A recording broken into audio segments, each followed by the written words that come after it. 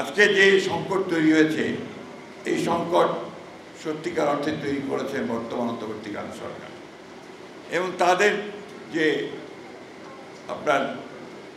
তারা যে কমিটিটা তৈরি করেছিলেন, অর্থাৎ রিফর্মস কমিশন, এই কমিশন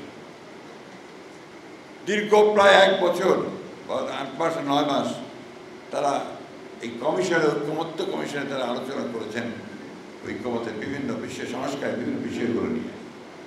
প্রায় অনেকগুলো বিষয়ে একমত হয়েছেন, কয়েকটা বিষয়ে আমরা একমত হতে পারিনি, সে বিষয়গুলো আমরা নোট অফ ডিসেন্ট দিয়েছিলাম।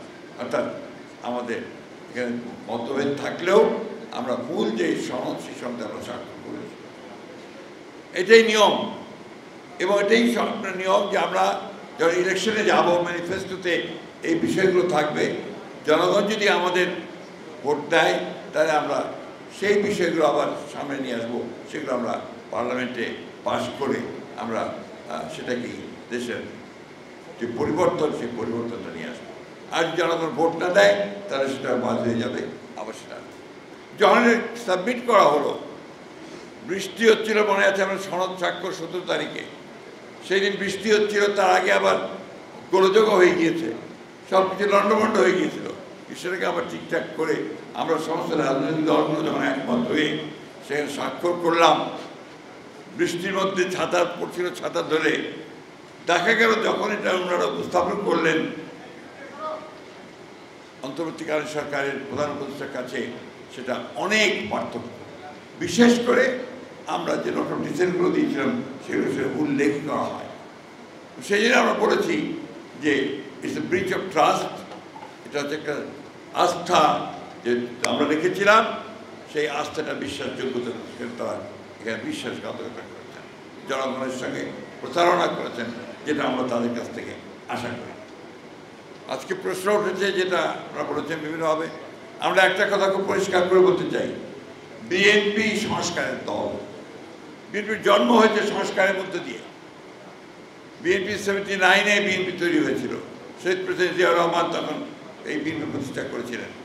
একদলীয় শাসন ব্যবস্থা থেকে বহুদলীয় গণতন্ত্রে বিএনপি সেটাকে নিয়ে এসেছিল, অর্থাৎ শহীদ জিয়াউর রহমান নিয়ে এসেছিল। সমস্ত পত্র পত্রিকাগুলো বন্ধ ছিল, সেগুলো সমস্ত খুলে দেওয়া হয়েছিল।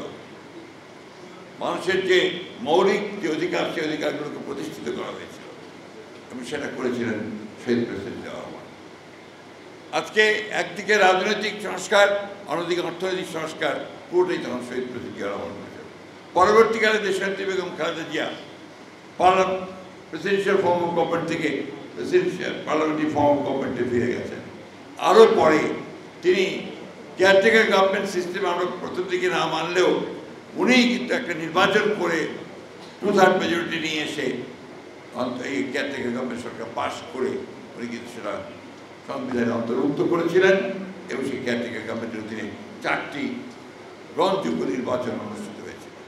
সুতরাং বিএনপি সংস্কার চায় না, এই কথা যারা বলে তারা পুরোপুরি জাতির সামনে জাতিকে বিভ্রান্ত করবার জন্য বলে।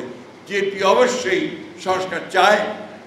2016 সালে বিএনপি ভিশন 2030 দিয়েছে সংস্কারের জন্য। বিএনপি সমস্ত রাজনৈতিক দলগুলোর সঙ্গে কথা বলে, আগে 10 দফা ছিল, 27 দফা, তারপর 31 দফা দিয়েছে আপনার এই সংস্কারের জন্য। সুতরাং এই কথা বলে মানুষকে বিভ্রান্ত করতে চায় যে বিএনপি সংস্কার চায়। আমরা সংস্কার চাই, সংস্কার করেছি।